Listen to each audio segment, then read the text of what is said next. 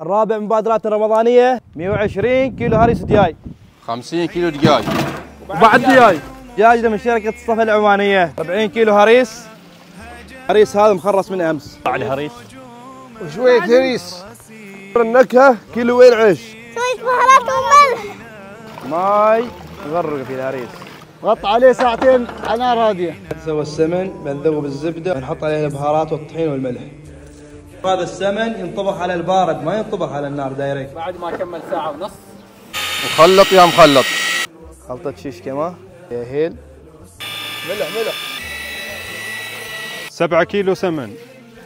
آخر شيء رشة زعفران. بريم الخير ما شاء الله حاضر المساعدة. بالله. سمن شوي سمن شوي. كل عاد تحتسيه